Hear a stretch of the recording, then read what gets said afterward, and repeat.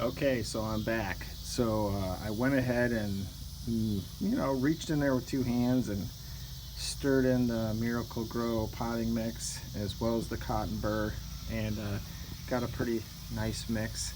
I'll reach down deep in there and pull that Miracle-Gro up towards the top. But I do try to mix it in a way where most of the cotton burr stays on top, because I'm thinking that that nutrition will kind of bleach down into the soil top down. So we'll let gravity and water do its work. So both of these are prepared and ready for planting. And I didn't really have much to start with here, so I just went in the cupboard and grabbed a couple potatoes that looked like maybe they were getting a little ripe. Had a couple eyes on them. So there you go. A little note about cotton burr, by the way. I mean, it's basically all the chaff and stuff that's left over after they harvest the cotton. So, the leaves, the stems, the bits and pieces, that fly out of the machine. So for years, they didn't really know what to do with that stuff.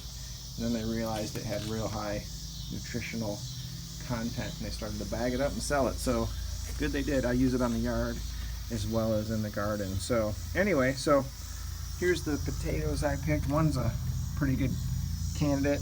You could chit these potatoes, which just means cut them into pieces so you get more plants.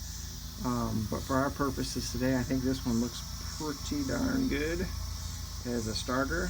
So I'm gonna go ahead and get this one in here.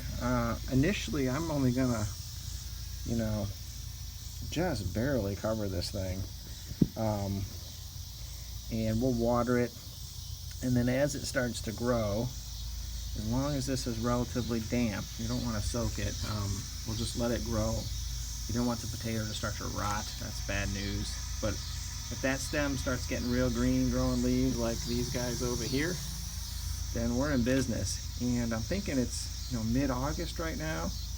With global warming and stuff, it may make it out here for the whole season. Seems like it's getting hotter and hotter later in the season. But worst case is we'll move it indoor, and we'll still get potatoes indoors, I think. So that's potato number one, ready to go. And potato number two is a little less likely candidate. It's got a little eye coming out the end here. So we'll kind of drive that into the dirt here. I want to be real careful with this one so we don't accidentally knock that eye off, because that's going to be the plant. So again, we'll just,